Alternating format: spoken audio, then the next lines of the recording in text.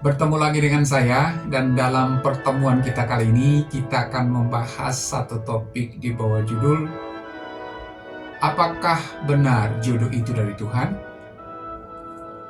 Saudara, pada umumnya manusia memahami bahwa ada 3 rahasia hidup manusia yang berada di luar ranah manusia itu sendiri.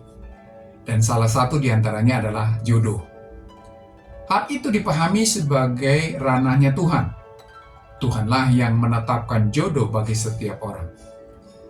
Pendapat ini didasari bahwa Allah lah yang menetapkan Hawa bagi Adam. Namun perlu kita harus sadari bahwa pada waktu itu belum ada manusia selain Adam, sehingga Allah menciptakan orang lain yang menjadi istri Adam. Demikian juga orang memberikan contoh pernikahan Ishak dan Ribka, di mana Tuhanlah yang menentukan Ribka untuk menjadi istri Ishak. Namun perlu harus diingat bahwa Abraham sudah memilih sebelumnya bahwa yang boleh jadi istri Ishak anaknya harus dari kaumnya. Apakah dengan demikian bahwa Allah harus tunduk pada pilihan Abraham ini sehingga dia menetapkan Ribka menjadi jodoh bagi Ishak? Bagaimana dengan Yakub? Awalnya Yakub ingin menikahi Rahel, tetapi Laban, calon mertuanya, memberikan Lea kepadanya menjadi istrinya.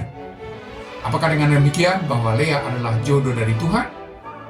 Mungkin orang akan berkata bahwa jodoh yang sebenarnya yang ditetapkan oleh Tuhan bagi Yakub adalah Rahel. Itulah sebabnya Yakub kemudian menikahi Rahel. Bagaimana dengan Lea? Walaupun Yakub merasa salah menikahi Lea, dia tetap melanjutkan pernikahan itu. Dan Tuhan juga memberkati Lea dengan memberikan anak kepadanya yang kemudian menjadi bagian dari bangsa Israel seperti Rahel.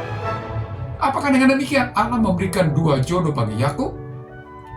Bagaimana dengan Esau, kakak Yakub, di mana dia memutuskan mengambil istri dari orang Het yang menjadikan hati Ishak dan Ribka orang tuanya?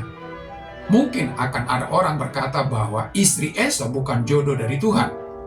Mengapa kalau istri Yakub orang berkata jodoh dari Tuhan, sedangkan istri Esau bukan jodoh dari Tuhan?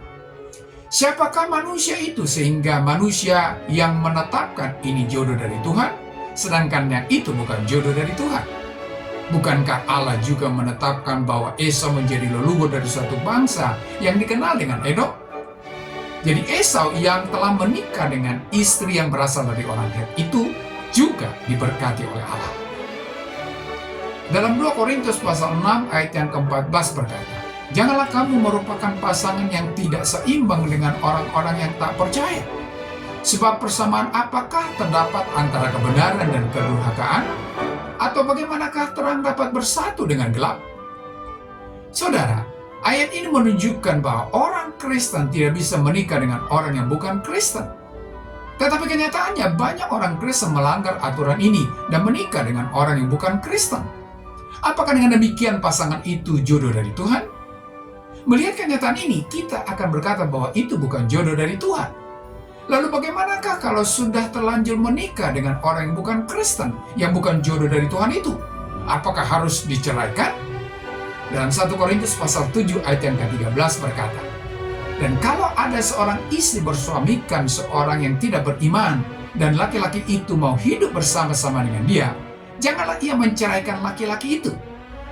Saudara, memang menikah dengan orang yang tidak beriman adalah sebuah kesalahan. Tetapi jangan melakukan kesalahan yang lain dengan menceraikannya karena tidak seiman. Demikian juga kalau benar jodoh itu dari Tuhan, mengapa banyak perceraian terjadi dalam kehidupan orang Kristen? Padahal firman Tuhan berkata dalam Maleakhi pasal 7 ayat yang ke-16, "Sebab aku membenci perceraian, firman Tuhan Allah Israel." Apakah jodoh dari Tuhan itu harus diganti Tuhan lagi karena perceraian yang ada dan memberikan jodoh yang lain? Kalau itu benar, berarti ada banyak jodoh yang Tuhan siapkan bagi seseorang untuk mengantisipasi perceraian. Mungkin orang akan berkata, Tuhan Maha Tahu, dan Dia sudah tahu bahwa nanti seseorang itu akan bercerai atau tidak. Dari pengetahuan Allah inilah Dia menyiapkan jodoh bagi seseorang. Kalau hal ini benar, maka Allah dari kemahatauannya telah tunduk pada manusia sehingga Dia harus menyesuaikan rencananya dengan keputusan manusia itu. Saudara, manusia diciptakan dengan kehendak bebas. Allah ingin manusia hidup dan mengambil keputusan sesuai dengan kehendak bebas itu. Memang setelah manusia jatuh ke dalam dosa, maka kehendak bebas itu sudah tercemar. Itulah sebabnya kehendak bebas itu harus dipulihkan di dalam Kristus. Salah satu bukti orang yang sudah dipulihkan kehendak bebasnya, maka dari kehendak bebasnya itu memberikan akses kepada Tuhan untuk memutuskan segala sesuatu, termasuk menentukan pendamping hidup. Jadi Tuhan memberikan keleluasaan kepada manusia untuk menentukan jodohnya sendiri dan bertanggung jawab atas pilihannya itu. Apapun konsekuensi dari keputusan untuk menikah harus ditanggung manusia itu sendiri, karena itulah pilihannya. Hukum Allah sudah jelas bahwa terang dan gelap tidak bisa bersatu. Dan dalam Kejadian pasal 2 ayat yang ke-18 berkata, "Tidak baik kalau manusia itu seorang diri saja. Aku akan menjadikan penolong baginya yang sepadan dengan dia." Hal ini menunjukkan bahwa Allah hanya memberikan rambu-rambu bagi sebuah keputusan untuk menikah. Bahwa seorang suami atau istri itu harus seorang Kristen dan menjadi penolong. Menjatuhkan pilihan kepada seseorang adalah keputusan yang diambil oleh manusia itu sendiri. Agar tidak salah memilih, maka perlu kita memberikan keleluasaan kepada Tuhan agar kita menjatuhkan pilihan kepada seseorang secara benar. Apapun tuntunan Allah tetap berpulang kepada kita, apakah kita menuruti bimbingannya atau tidak. Karena suatu saat kita mengabaikannya, lalu ternyata keputusan kita menikah adalah sesuatu yang salah, bukan berarti harus bubar dan mencobanya lagi dengan orang lain.